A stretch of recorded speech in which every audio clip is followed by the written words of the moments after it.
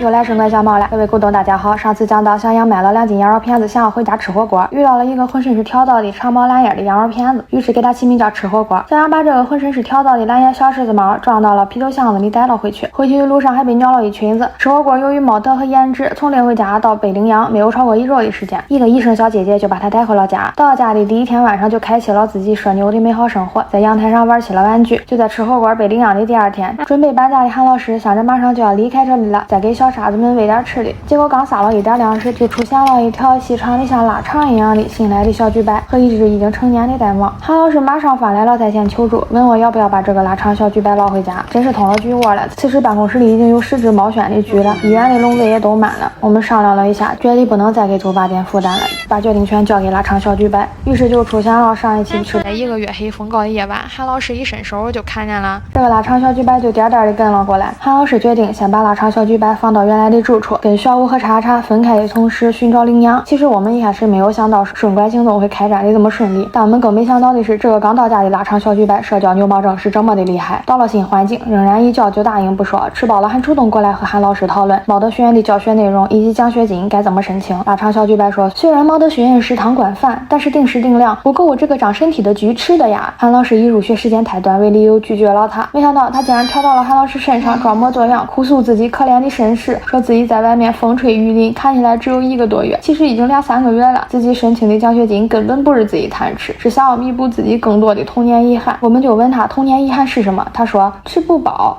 老师想着时间太晚，就没有跟他继续掰扯，让他早睡，明天韩老师还要上班。没想到腊肠小橘白马上就疲惫的要睡过去了。这时候韩老师对他的话已经醒了几分，决定第2天第3天抽时间带他到医院检查一下，给他找个好人家。结果第2天还没等到和医院提前约好的检查时间，仿佛命中注定一般，就有一个领养人联系上了我们。领养人条件很好，给我们看房间封窗情况的时候，原住民还在前面带路。领养人说想要个橘白弟弟心大的，能和家里的原住民姐姐相处的在在，并且他们为了原住民愿意出新弟弟体检的全部费用。当时我跟领养人聊天的时候，心里想，怎么感觉说的就是这个腊肠小橘白呢？只是当时我没有表露出来，还是想让小姐姐多看看，毕竟我们这里有10多只橘呢，一定是特别的缘分。办公室里10只橘精彩纷呈，小姐姐和小姐姐老公却一个也没看上。于是夫妻2人顺着拐，带着开车2人组去韩老师家里看腊肠小橘白。到了韩老师家里，想起腊肠小橘白要申请奖学金的事，我就悄悄的给小橘白说，跟我们来的这2个人是想要资助你的好心人，他们听说你是这样落落大方的好儿童，却落得食不果腹卧不蔽体的下场，实在可怜，想要领养你做你的再生父母，你可一定要好好表现啊，这可比一时的奖学金实在太多了。于是腊肠小橘白就开始了他的装模作样5分钟之旅，想要以身试法，下半句是不是很快的就会到来。下午初2就把领养人夫妻搞迷糊了，再到猫包里就要带他去做检查，说没有传染病，这个腊肠小橘白就是他们家的柠檬茶了，要是有问题也是相识一场，算照顾这个小家伙了。我一听这个太好了，又给冤儿头有点黑，剩下了几个关头，连答应的同时赶紧打了个小折。两人决定给腊肠小橘白检查猫瘟、呼吸道5项及寄生虫检查，整个检查需要2个多小时才能出结果。于是两人决定先回家等结果的同时收拾房间。没想到两人刚走，小橘白就迫不及待的要吃好吃的，在医院等结果的时候也不停顿。我问他对检查结果不紧张吗？他却放松地整理起了毛发，说不管如何，我相信这2个人就是我的爸爸妈妈了。2个小时以后，检查结果出来了，腊肠小橘白没有携带任何的传染病，但是有寄生虫、蛔虫。这时候我们才反应过来，为什么他手里像个腊肠一样，为什么想要申请奖学金，为什么说要弥补自己的童年遗憾。而2人听了消息也马上出发，他们决定取好了虫，先隔离一段时间。而腊肠小橘白以后就是他们的柠檬茶了。签订领养协议的时候，韩老师说就叫他挂身上吧，因为抓这只小猫的时候连个啤酒箱子都没有。韩老师把孩子往身上一挂，他就乖乖的跟着回家了。哎，你说这些小猫怎么就没被孔老师碰见过呢？挂身上柠檬茶到家后，每天最感兴趣的事情就是干饭。2人担心孩子吃的太多，把粮食锁起来，定时定量。没想到挂身上柠檬茶现在脑子里只有荣华富贵15年这件事情，而对于橘猫的荣华富贵可能只有吃吧。看的不行，你挂身上再也不装模作样了，每天不是翻垃圾就是和姐姐抢吃的。被发现以后就躲到垃圾桶里，我们也不知道他为什么这样，可能以前他在外边受了欺负就这样做吧。挂身上有家了，办公室和医院还有20多只没有被领养或者在治疗的崽崽呢，他们在我们的教育之下